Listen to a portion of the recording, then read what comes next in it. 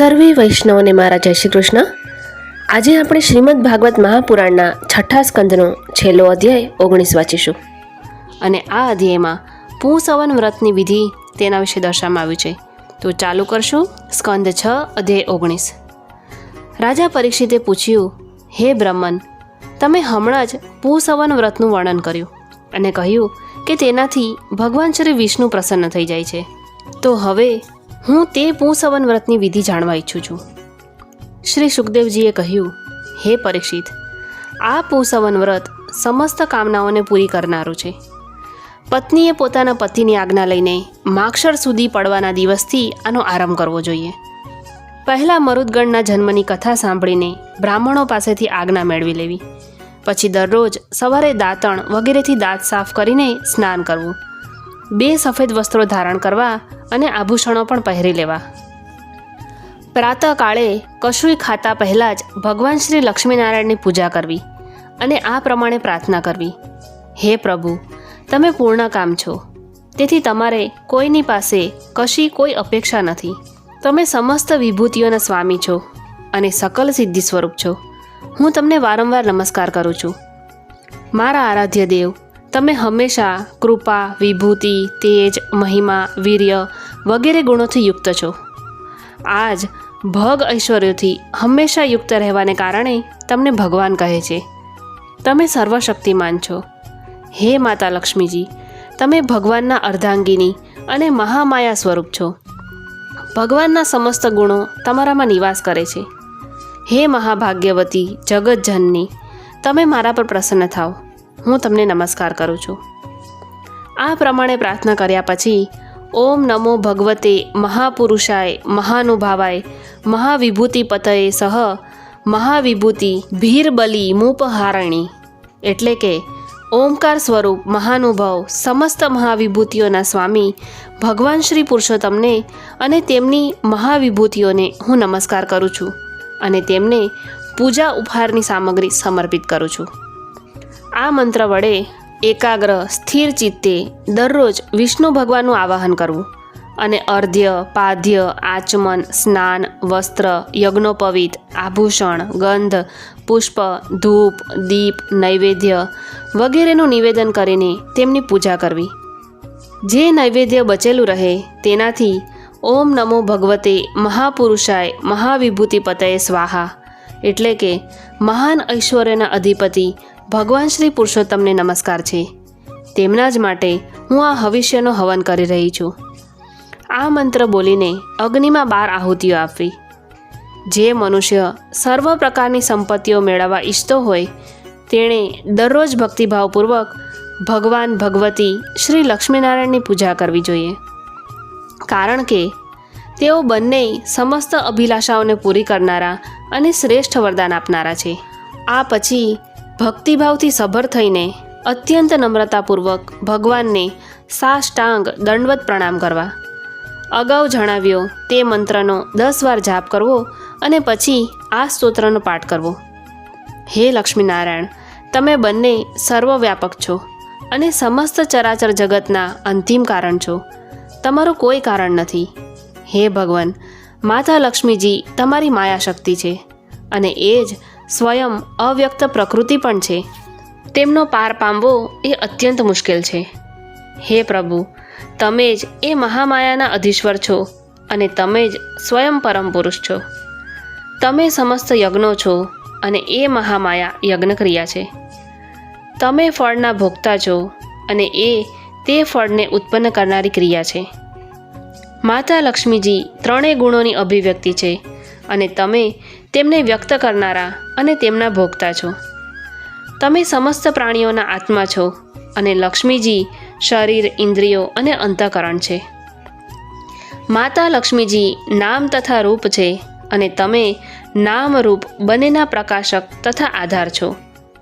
હે પ્રભુ, તમારી કીર્તિ પવિત્ર છે. તમે બંને 3 લોકના વરદાયી પરમેશ્વરી છો. તો મારી મોટી મોટી આશાઓ, અભિલાષાઓ તમારી કૃપાથી પૂર્ણ થાય. આ પ્રમાણે પરમ વરદાયી ભગવાન લક્ષ્મીનારાયણની સ્તુતિ કર્યા પછી ત્યાંથી નૈવેદ્ય હટાવી દેવું અને તેમને આચમન કરાવીને તેમની પૂજા કરવી. ત્યારબાદ ભક્તિભાવ સભર હૃદયથી ભગવાનની સ્તુતિ કરવી અને યજ્ઞના અવશેષને સૂંઘીને ફરીથી ભગવાનની પૂજા કરવી. ભગવાનની પૂજા કર્યા પછી પોતાના પતિને સાક્ષાત ભગવાન સમજીને પરમ પ્રેમપૂર્વક તેમની પ્રિય વસ્તુઓ તેમની સેવામાં અર્પણ કરવી. પતિનું પણ એ કર્તવ્ય છે કે તે આંતરિક પ્રેમપૂર્વક પોતાની પત્નીના પ્રિય પદાર્થો લાવીને તેને આપે અને તેના નાના મોટા બધા પ્રકારના કામ કરતો રહે. પતિ પત્ની પૈકી એક પણ જે કોઈ કાર્ય કરે છે તેનું ફળ તે બંનેને પ્રાપ્ત થાય છે. તેથી જો પત્ની રજોધર્મ વગેરે સમયે આ વ્રત કરવાને અપાત્ર થઈ જાય તો ત્યારે પતિએ જ ઘણી એકાગ્રતા સાથે સાવધાની સાથે આ વ્રતનું અનુષ્ઠાન કરવું જોઈએ. આ ભગવાન શ્રી વિષ્ણુનું વ્રત છે. આનો નિયમ લીધા પછી તેને અધવચ ક્યારેય છોડી દેવું જોઈએ નહીં.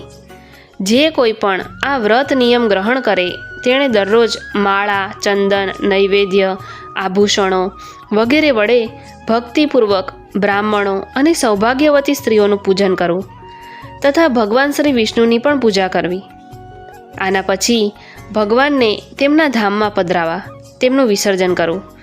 ત્યારબાદ આત્મશુદ્ધિ માટે અને સઘળી અભિલાષાઓની પૂર્તિ માટે પહેલાંથી જ તેમને નિવેદિત કરેલો પ્રસાદ ગ્રહણ કરવો. સાધ્વી સ્ત્રીએ આ વિધિથી 12 માસ સુધી પૂરા વર્ષ માટે આ વ્રતનું આચરણ કરીને કારતક વદ અમાસના દિવસે ઉદ્યાપન સંબંધી ઉપવાસ, પૂજન વગેરે કરવું.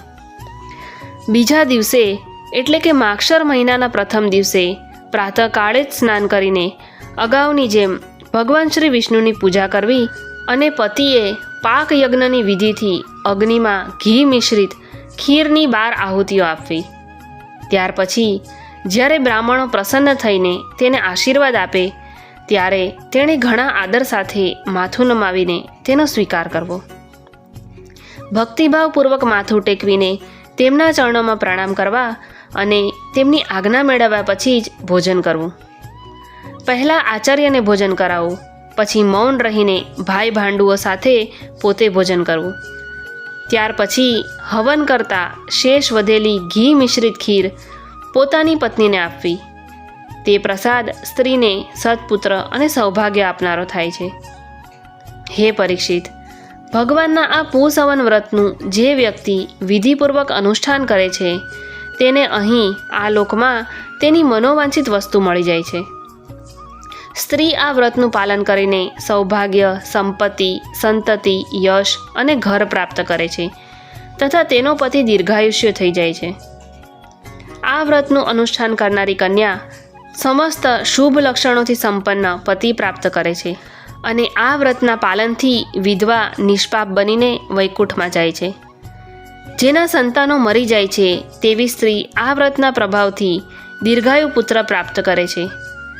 ધનવાન હોવા છતાં કષ્ટ ભોગવનાર સ્ત્રીને સૌભાગ્ય પ્રાપ્ત થાય છે અને કદરૂપી સ્ત્રીને શ્રેષ્ઠ રૂપ મળી જાય છે. રોગી આ વ્રતના પ્રભાવથી રોગમુક્ત થઈને બલિષ્ઠ શરીર અને શ્રેષ્ઠ ઇન્દ્રિય શક્તિ પ્રાપ્ત કરી લે છે. જે મનુષ્ય માંગલિક શ્રાદ્ધ કર્મોમાં આ વ્રત વિધિ અનુષ્ઠાનનો પાઠ કરે છે તેના પિતૃઓ અને દેવતાઓ અત્યંત તૃપ્તિનો લાભ પામે છે અને તેઓ સંતુષ્ટ થઈને હવન સમાપ્ત થયા પછી વ્રત કરનારની તમામ ઈચ્છાઓ પૂરી કરી દે છે. આ સર્વે તો સંતુષ્ટ થઈ જ જાય છે. સમસ્ત યજ્ઞોના એકમાત્ર ભોગતા ભગવાન શ્રી લક્ષ્મીનારાયણ પણ સંતુષ્ટ થઈ જાય છે અને વ્રત કરનારની તમામ અભિલાષાઓ પૂરી કરી દે છે. હે રાજન, મેં તમને મરુદગણની આદરણીય અને પુણ્ય પ્રદાન કરનારી જન્મકથા કહી સંભળાવી અને એ સાથે જ દીતિના શ્રેષ્ઠ પૂસવન વ્રતનું વર્ણન પણ કહી સંભળાવ્યું. તો આ સાથે જ 6ઠ્ઠા સ્કંદની સમાપ્તિ થાય છે. જય શ્રી કૃષ્ણ. આવા જ ધાર્મિક વિડીયો માટે મારી ચેનલને સબસ્ક્રાઈબ કરો